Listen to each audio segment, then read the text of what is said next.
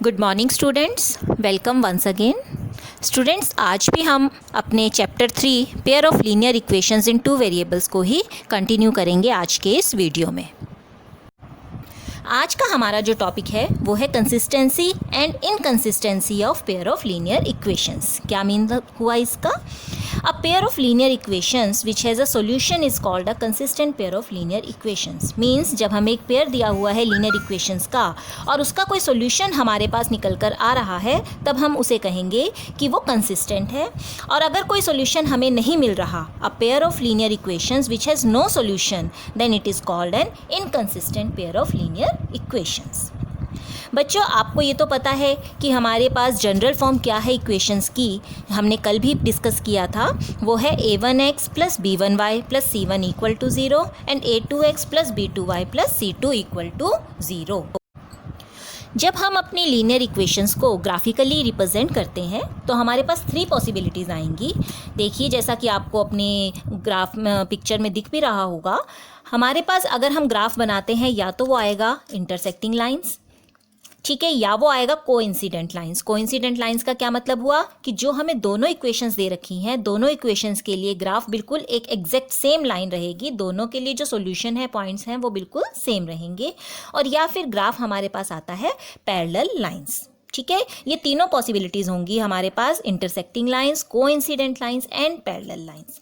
अब ग्राफिकली और एल्जेब्राइकली हम कैसे पता लगाएंगे कि जो हमें पेयर दिया हुआ है लीनियर इक्वेशंस का वो कंसिस्टेंट है या इनकंसिस्टेंट है, मीन्स उसका सॉल्यूशन एग्जिस्ट करता है या नहीं करता। देखो वो कैसे होगा। अगर हमारे पास कंसिस्टेंट होगा वो सिस्टम, तो वहाँ पर भी 2 पॉसिबिलिटीज़ होंगी, या तो उसका एक यूनिक सॉल्यूशन आएगा या फिर इनफाइनाइटली मैनी सॉल्यूशन होंगे। मीन्स या तो सिर्फ एक ही सॉल्यूशन एग्जिस्ट कर सकता है, एक्स और वाई की सिर्फ एक ही वैल्यू हमें मिलेगी, और या फिर बहुत सारी उसकी सॉल्यूशंस भी हो सकते हैं। उसके लिए हमारे पास क्या क्या कंडीशंस होंगी? अगर हम यूनिक सॉल्यूशन की बात करें तो कंडीशन क्या रहती है हमारे पास, a1 upon a2 not equal to b1 upon b2। क्या मतलब हुआ? आपको a1, b1, a2, b2 ये तो आपको कल भी बताए थे वीडियो में, क्या होते हैं आपके x और y के वेरिएबल्स होते हैं। तो अगर हम पहले उनका रेशो लेकर देखेंगे, अगर a1, a2 का रेशो जो है b1, b2 के रेशो के इक्वल नहीं आ रहा, तो हम क्या कहेंगे कि इस सिस्टम का सॉल्यूशन कैसा होगा? यूनिक सॉल्यूशन होगा। और जब हम उन इक्वेशंस के लिए ग्राफ प्लॉट करेंगे तो ग्राफ हमारे पास क्या आएगा? इंटरसेक्टिंग लाइंस आएगा। समझ आ गया? अब आते हैं नेक्स्ट, सेकंड कंसिस्टेंसी के लिए हमारे पास सॉल्यूशंस कैसे हो सकते हैं? Infinitely many solutions. उस केस में क्या होगा, हम फिर से रेशियोज चेक करेंगे। अगर हमारे पास a1 अपॉन a2 का रेशो, b1 अपॉन b2 का रेशो और c1 अपॉन c2 का रेशो, तीनों रेशोज इक्वल आ जाएंगे, तब हम कहेंगे कि इस पेयर ऑफ लीनियर इक्वेशंस के लिए हमारे पास इनफाइनाइटली मैनी सॉल्यूशंस होंगे। और जब हम ग्राफ बनाएंगे तो वो कोइंसिडेंट लाइन आएगा, मीन्स एक ही लाइन आएगी दोनों इक्वेशंस के लिए। Got it? नेक्स्ट हमारे पास थर्ड कंडीशन रहेगी इनकंसिस्टेंसी की। इनकंसिस्टेंसी कब होगी? जबकि कोई सॉल्यूशन एग्जिस्ट नहीं करेगा। और वो कब होगा? फिर से अपने हम कोफिशिएंट्स को कंपेयर करेंगे। अगर हमारे पास कंडीशन ऐसी बनती है कि a1 upon a2 equals b1 upon b2 but not equal to c1 upon c2।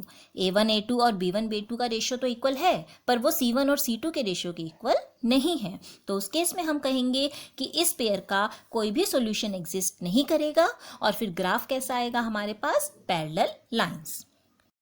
ठीक है बच्चों, तो हमारे पास इस तरह की 3 कंडीशंस रहेंगी अपने पेयर ऑफ लीनियर इक्वेशन के सॉल्यूशंस के लिए, या तो unique solution, infinitely many solution, और या फिर नो सॉल्यूशन। यूनिक सॉल्यूशन और इनफाइनाइटली मैनी सॉल्यूशन के केस में हम कहेंगे कि हमारा जो सिस्टम है वो कंसिस्टेंट है, क्योंकि उसके सॉल्यूशंस एग्जिस्ट कर रहे हैं।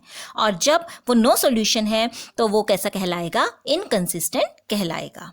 रेशोज आपको पता लग गए किस तरह से हमें कंपेयर करने हैं, और ग्राफ भी अलग अलग ही आएगा। कंसिस्टेंट के केस में ग्राफ इंटरसेक्टिंग लाइंस और कोइंसिडेंट लाइंस होगा, और इनकंसिस्टेंट के केस में ग्राफ जो है हमारा पैरेलल लाइंस होगा। हम एग्जांपल्स देखते हैं जिससे आपको ये चीज़ और क्लियर हो जाएगी। देखिए, फर्स्ट एग्जांपल में हमारे पास इक्वेशंस हैं x minus 2y plus 1 equal 0 and 3x plus 4y minus 20 equal 0।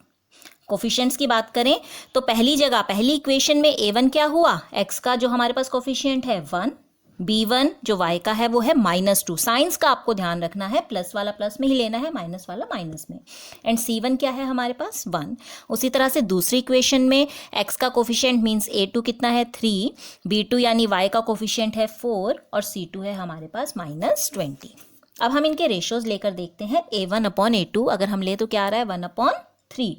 b1 b2 की बात करें तो -2/4 मीन्स -1/2 और c1 c2 की बात करें तो 1/-20 मीन्स -1/20। देखिए यहाँ से आपको क्या दिख रहा है, a1 और a2 का रेशियो है 1/3 और b1 और b2 का रेशियो है -1/2। क्या हुआ, मतलब दोनों रेशियोज आपस में बराबर नहीं है। a1/a2 not equal to b1/b2। तो कौन सी कंडीशन अप्लाई हुई यहाँ पे? इस केस में हमारे पास क्या रहेगा, यूनिक सॉल्यूशन रहेगा। और ग्राफ कैसा आएगा, इंटरसेक्टिंग लाइंस आएगा। और क्योंकि सॉल्यूशन एग्जिस्ट कर रहा है तो इस सिस्टम को हम क्या कहेंगे, कंसिस्टेंट सिस्टम। समझ आया आपको? देखिए अब नेक्स्ट एग्जाम्पल, इक्वेशन है हमारे पास 2x + 3y - 9 = 0, 4x + 6y - 18 = 0। फिर से कोफिशिएंट्स देखते हैं हम। a1 की वैल्यू 2, b1 3 और c1 क्या है -9, a2 4, b2 6 और c2 -18। रेशो लें, a1/a2 क्या हुआ 2/4 means 1/2, b1/b2 3/6 means 1/2, c1/c2 again -9 by -18 = 1/2। देखें तो क्या हुआ, तीनों रेशोज ही किसके इक्वल आ रहे हैं 1/2 के, मीन्स a1/a2 = b1/b2 = c1/c2। और ये कौन सी कंडीशन सेटिस्फाई कर रहा है, इनफाइनाइटली मैनी सॉल्यूशंस। ग्राफ कैसा आएगा, कोइंसिडेंट लाइंस। और क्योंकि सॉल्यूशन एग्जिस्ट कर रहा है इसलिए सिस्टम कैसा रहेगा, कंसिस्टेंट सिस्टम। एक और एग्जांपल देखते हैं। हमारे पास इक्वेशंस हैं x + 2y - 4 = 0, 2x + 4y - 12 = 0। a1 कितना है 1 और a2 कितना है 2, b1 कितना है 2 और b2 कितना है 4, c1 -4 एंड c2 इज -12। जब हमने रेशोज लिए, a1/a2 1/2, b1/b2 2/4 means 1/2 and c1/c2 -4 by -12 means 1/3। Compare करने पर हमें क्या मिल रहा है, a1/a2 = b1/b2 but not equal to c1/c2। a1 a2 और b1 b2 का रेशियो तो इक्वल है बट वो c1/c2 के बराबर नहीं है। तो कौन सी कंडीशन सेटिस्फाई हुई यहाँ पर, नो सॉल्यूशन की। a1/a2 = b1/b2 not equal c1/c2। तो हम क्या कहेंगे कि इन इक्वेशंस के लिए कोई भी सॉल्यूशन नहीं आएगा। ग्राफ कैसा बनेगा, पैरेलल लाइंस बनेगा। और क्योंकि कोई सॉल्यूशन नहीं आ रहा इसलिए सिस्टम हमारा कैसा रहेगा, इनकंसिस्टेंट सिस्टम। बच्चों मुझे लगता है कि अब आपको ये चीज़ें अच्छे से समझ आ गई होंगी कि किस तरह से एल्जेब्राइकली और ग्राफिकली हम ये पता लगा सकते हैं कि हमारा दिया गया सिस्टम जो है वो कंसिस्टेंट है या नहीं। एल्जेब्राइकली हम उनके कोफिशिएंट्स को कंपेयर करेंगे और ग्राफिकली हम ग्राफ को देख सकते हैं कि वो किस तरह का ग्राफ बना है। दोनों ही तरीके से अब आप ये बता पाएंगे कि आपका जो गिवन सिस्टम है इक्वेशंस का वो कंसिस्टेंट होगा या इनकंसिस्टेंट होगा, उसका सॉल्यूशन कैसा होगा, यूनिक होगा या इनफाइनाइटली मैनी सॉल्यूशन होगा या नो सॉल्यूशन होगा।